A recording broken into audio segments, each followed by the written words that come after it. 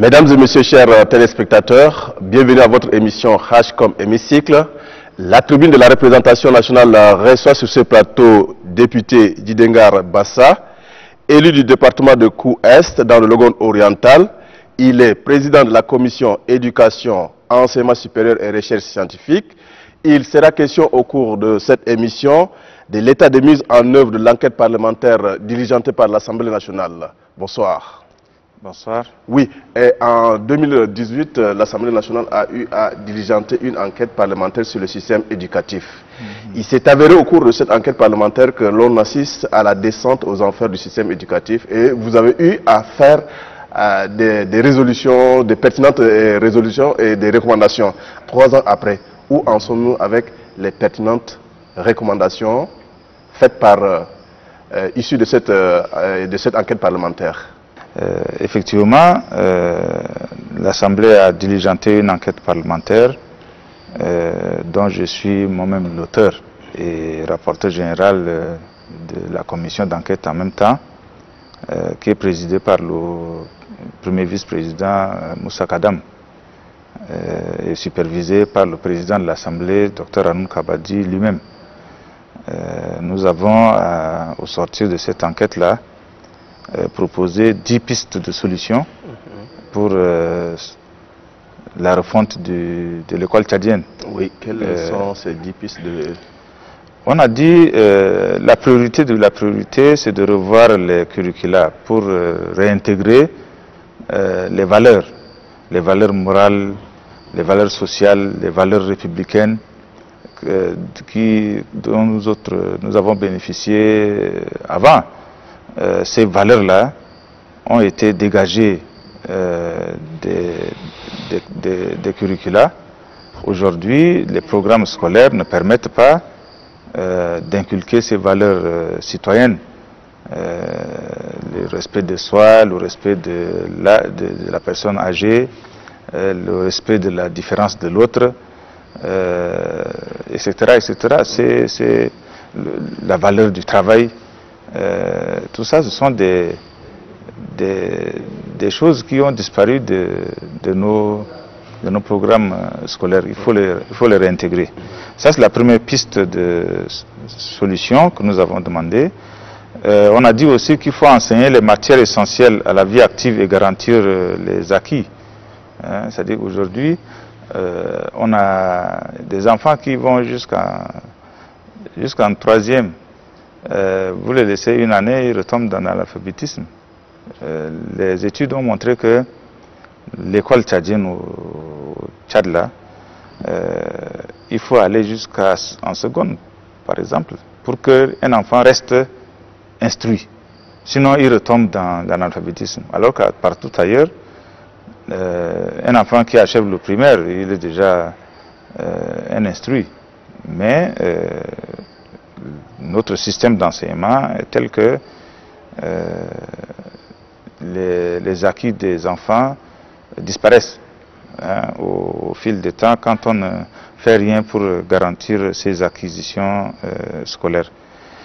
Troisièmement, on a dit qu'il faut réduire l'amplitude de l'illettrisme des abandons des enfants primaires. Vous savez, on a dit que 58% des enfants qui arrivent au CM2, quand ils quittent, ils retombent dans l'illettrisme. Et ça, c'est grave. Ça veut dire qu'il faut revoir les curricula, il faut revoir les méthodes et les contenus des enseignements.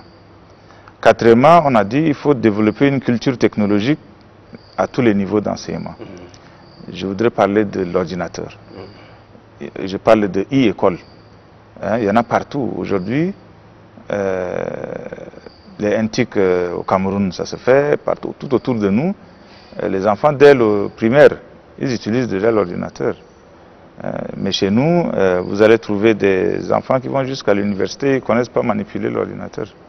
Donc, il faut introduire l'éthique dans le système scolaire. Et ça, c'est une recommandation forte qu'on avait faite. Ça, c'est une piste. L'autre piste aussi, on a dit qu'il faut intensifier la réforme de la formation professionnelle.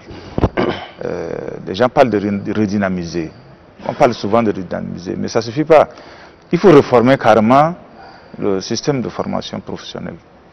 Aujourd'hui, le taux de qualification de la population active est à peine de 1% au Tchad. Alors qu'en moyenne, même en Afrique, est autour de 25%. Donc, les pays qui se disent émergents, ce taux est au-dessus de 25%. Aujourd'hui, on s'engage dans la voie de l'émergence. Il est temps de booster la formation professionnelle pour régler le problème de l'étranglement de la pyramide sociale du pays au plan économique. Parce qu'il y a une faiblesse cruelle au niveau de la classe moyenne. Notre économie n'a pas de classe moyenne. Il n'y a pas de classe moyenne au Tchad. Or, seule la formation professionnelle peut combler ce vide-là pour booster la production nationale, réduire le chômage et tout ça, etc. On a dit aussi, l'autre piste, c'est-à-dire qu'il faut donner un meilleur accès à la formation continue. Vous savez que c'est à l'époque où j'entrais fraîchement à l'éducation, dans les années 90, on avait une direction même de la formation continue qui était soutenue fortement par la Banque mondiale à l'époque. Depuis, on n'a pas un dispositif clair de formation continue des enseignants. On ne recycle pas les enseignants. Ce qui fait que les enseignants ne peuvent pas se perfectionner. Donc les méthodes d'enseignement également n'évoluent pas. Surtout à l'heure des technologies nouvelles, il faut adapter les techniques d'enseignement, les techniques des apprentissages, les méthodes, tout ça, il faut les adapter à l'environnement de l'enfant et à l'environnement aussi de l'école qui change. Il faut rationaliser et consolider l'enseignement supérieur. Pourquoi on a demandé ça? C'est-à-dire que le système universitaire aujourd'hui, pour des raisons politiques, on a multiplié les universités, on a multiplié les instituts, sans tenir compte de la disponibilité des ressources humaines. Donc on a dit qu'il faut rationaliser l'enseignement supérieur, ça veut dire que on ne demande pas de supprimer les universités, c'est déjà fait. Mais on peut les regrouper par pôle.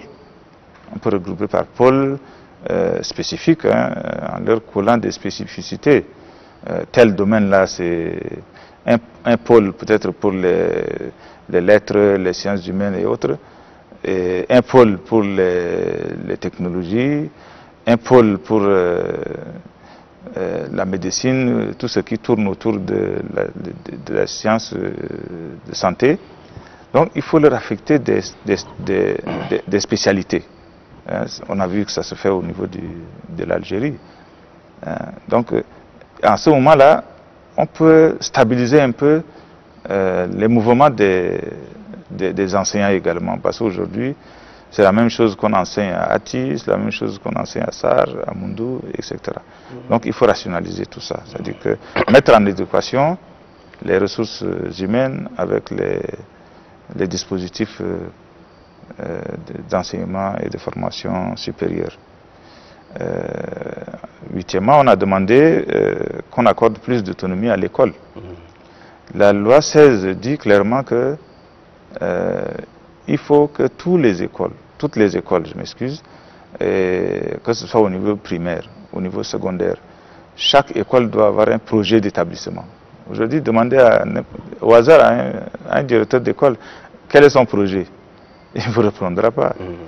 Parce que la loi n'est pas appliquée. Toutes les écoles doivent avoir, chaque école doit avoir un projet d'établissement. Quel projet vous avez pour votre école? qu'est-ce que votre école sera demain, après-demain, dans 2 ans, dans 3 ans, dans 4 ans. Donc il y a toujours un projet qui sert de base de gouvernance scolaire. Ce que les gens ne font pas, mais on pense qu'il faut donner les moyens, peut-être qu'ils ne le savent pas, il faut donner les moyens. La loi l'a dit, mais est-ce que le gouvernement a mis en place un cadre réglementaire pour atteindre cet objectif? Il faut s'y atteler. Il faut garantir un métier pour tous en fin d'études. Nos curricula de formation ne permettent pas, en ce moment, aux enfants à tous les niveaux de quitter l'école et pratiquer un métier. C'est pourquoi on a dit que la piste de solution, c'est de revoir les programmes scolaires pour les rapprocher des métiers. Il faut introduire plus de pratiques dans les curricula que des matières simples, littéraires simples, quoi. Il faut trouver des activités pratiques, des choses comme ça, pour qu'un enfant, au sortir de CM2, doit savoir faire quelque chose. Et enfin, pour gagner sa vie. Et enfin, on a dit il faut garantir l'autonomie, la liberté, la responsabilité des acteurs de l'éducation. Ça veut dire quoi? Il faut dépolitiser le système éducatif. Les gens ne sont pas libres de prendre les décisions. Les gens ne sont pas libres de mettre en œuvre. Et quand ils expriment cette liberté, ils n'ont pas les ressources pour mener à bien la vision qu'ils ont de la chose éducative. Lors des débats à l'Assemblée nationale, vous avez relevé que le virus de la politique a aussi atteint l'école tchadienne. Ça fait l'objet de la résolution numéro 6, qui dit qu'il faut mettre en adéquation les profils des titulaires de postes aux exigences du poste. Il faut revoir tous les organigrammes, et puis mettre en place des organigrammes fonctionnels. Ce n'est pas tout de faire un organigramme général du ministère, mais il faut qu'il y ait des organigrammes fonctionnels pour permettre, avec des indicateurs de résultats et des indicateurs de performance, pour régler ce problème-là. Parce que quand vous enlevez quelqu'un d'un poste, généralement les gens politisent, ils disent non, on ne veut pas de sa tête, des choses comme ça. Mais quand il y a un cadre d'évaluation clair de la performance du titulaire de poste, il n'a pas rempli les conditions, les indicateurs, ce qu'on attend de lui par rapport à son cahier de charge n'est pas au rendez-vous, donc on le remplace. Et que les responsables aussi de l'éducation aient la possibilité de le remplacer. Et ça, c'est toute une alchimie en ce moment, dans comment les choses se passent là. Mettre en œuvre cette résolution, vraiment, il faut avoir... il y a beaucoup de conditions. Est-ce qu'il n'y a pas un manque de volonté politique à ce niveau? Bien sûr. Non seulement il y a un manque de volonté politique, mais il faut que les gens prennent conscience que l'éducation, c'est l'avenir du pays. Moi qui suis en train d'enseigner, moi qui suis en train de diriger une école, moi qui suis en train de diriger un service, est-ce que je participe à l'édification de la société de demain? Quel genre de cadre nous voulons? En faisant ce travail-là, je suis en train de fabriquer le cadre de demain. Donc il faut d'abord une prise de conscience des acteurs eux-mêmes, de ceux-là même qui occupent les postes. Il faut qu'ils soient sérieux, il faut qu'ils soient conséquents avec eux-mêmes. Mais comme je le disais souvent, je dis le Tchadien n'a pas honte. Le Tchadien n'a pas honte. Il est capable de ne pas travailler et gagner son salaire. Il n'a pas honte. Il n'a pas honte d'occuper un poste dont il n'a pas les capacités. Il n'a pas honte de prendre les livres scolaires et aller les vendre. L'enquête parlementaire nous a permis de voir qu'il y a des directeurs d'école qui stockent les manuels scolaires dans leur bureau, ils ne les distribuent pas. Et qu'est-ce qu'ils font? Je ne sais pas. Quand on leur demande, ils disent non, parce que les élèves ne sont pas au complet. Non, c'est parce que bon. Et quelquefois on retrouve aussi ces livres dans les marchés. Au marché, oui, c'est sûrement, ils gardent pour ça. Bon, de toute façon, je n'accuse pas, je n'ai pas les éléments tangibles pour accuser, mais on a relevé ça aussi dans le rapport d'enquête. Oui, vous parlez aussi de la refonte de l'école tchadienne. Comment la refonte de l'école tchadienne peut-elle se faire? Bon, premièrement, il faut redéfinir la mission de l'école. On a dit qu'il faut revoir la loi 16. Aujourd'hui, la valeur ajoutée de l'école est très très faible. L'école tchadienne a une valeur ajoutée très faible. Et aujourd'hui, jusqu'à ce que les parents d'élèves, aujourd'hui les parents, la population a de moins en moins confiance à l'école. L'école, ça sert à quoi? Donc il faut partir de ça. Il faut partir de cette question-là qui est fondamentale. L'école sert à quoi? Puisqu'aujourd'hui, il y a des diplômés qui sont dans les villages. De plus en plus d'enfants qui terminent leurs études se retrouvent au village. De plus en plus de parents investissent pour leurs enfants à l'école, ils reviennent les trouver à la maison. Donc aujourd'hui, une grande question se pose, l'école tchadienne là sert à quoi? Moi, parent, je vais envoyer mon enfant à l'école pour quoi? Pour faire quoi? Autant l'amener dans les champs plutôt que de l'amener. Donc, ce que nous les économistes en éducation on appelle le coût d'opportunité de l'école. Le coût d'opportunité de l'école, il faut revoir ça. C'est-à-dire c'est-à-dire que l'utilité marginale de l'école, c'est-à-dire que plutôt que d'envoyer un enfant à l'école, on fait une comparaison entre envoyer un enfant à l'école ou l'utiliser dans une ferme ou bien l'utiliser dans le champ. Vous voyez à peu près, si l'envoyer à l'école, c'est plus utile pour la famille, parce qu'il revient avec un diplôme, il revient avec il attrape un travail qui puisse lui permettre de s'occuper de la famille, de s'occuper de moi, son père, de sa maman, et de participer à la construction ou à la production nationale, d'accord. Mais s'il revient rester à la maison, ça dit que j'aurais gaspillé des ressources, j'aurais gaspillé de l'argent. L'État aussi gaspille de l'argent. Parce que quand l'État forme des enfants jusqu'à l'université et que l'enfant revient rester à la maison, même l'État perd. L'État a perdu des ressources.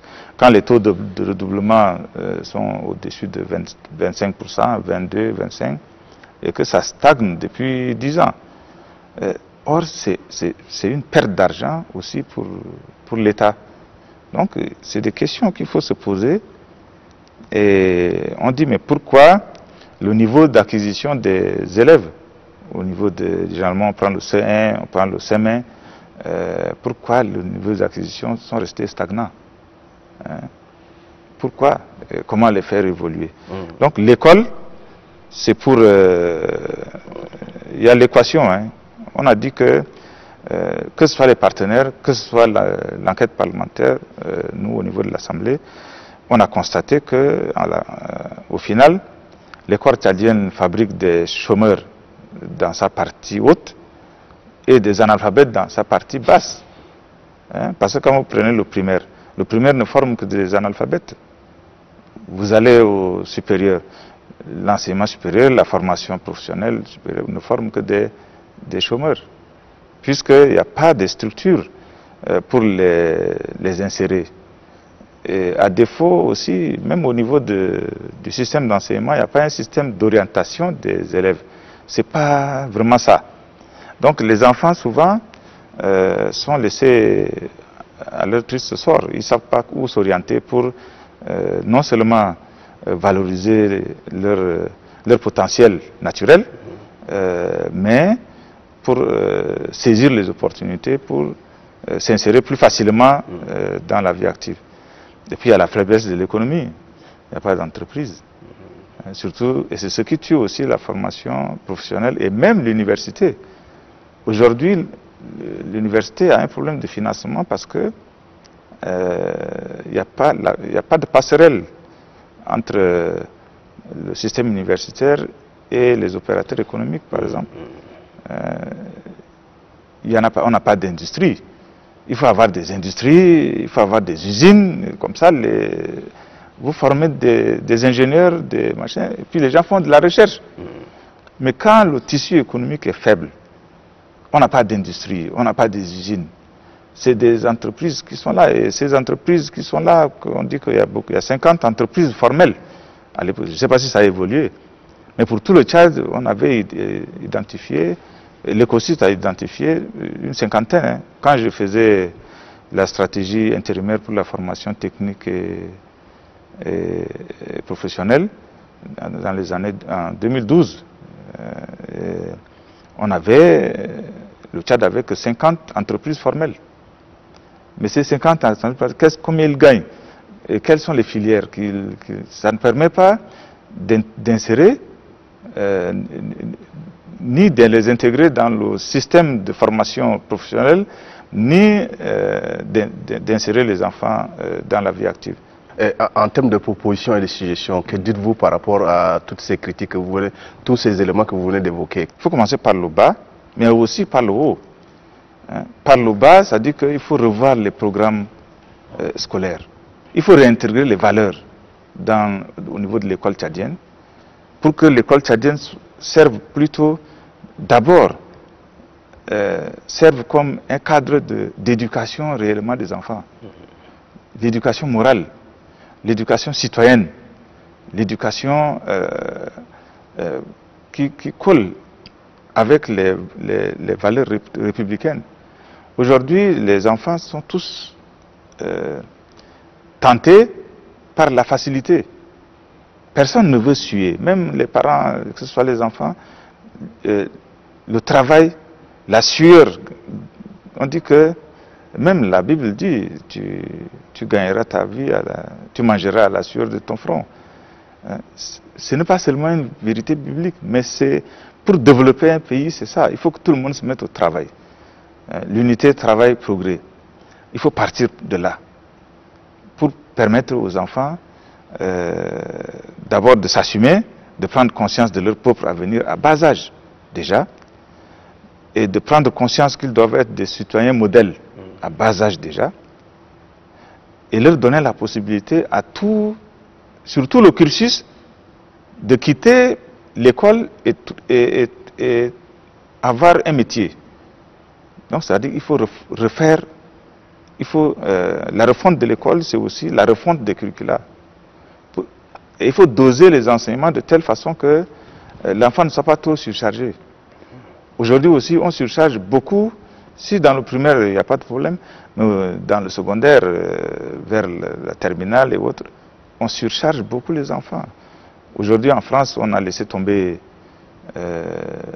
les 15-16 matières au bac. Il y a un bac scientifique, c'est 3 matières, un bac littéraire, c'est un bac tel, c'est 2 ou 3 matières. C'est ça qu'il faut faire. On surcharge trop les enfants au niveau secondaire et supérieur des matières qui, quelquefois, ne leur servent à rien.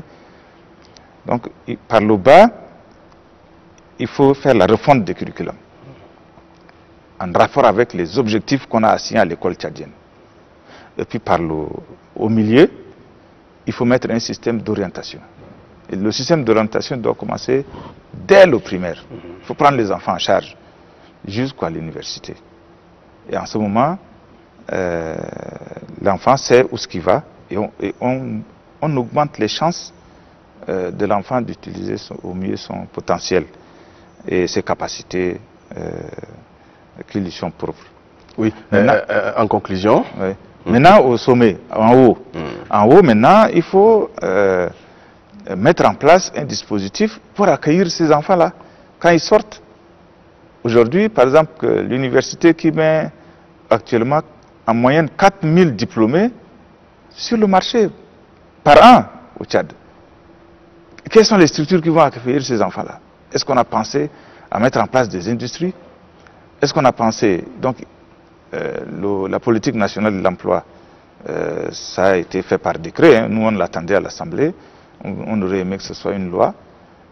Mais il semble que c'est un décret qu'il a adopté, mais ce qui n'est pas mis en œuvre jusqu'à aujourd'hui. Donc, ce que je recommande fortement, c'est que le gouvernement s'attelle à la mise en œuvre de la politique nationale de l'emploi. C'est un très bon document, je l'ai lu entièrement, et qui, si elle est mise en œuvre, va vraiment aider à pallier à cette difficulté-là.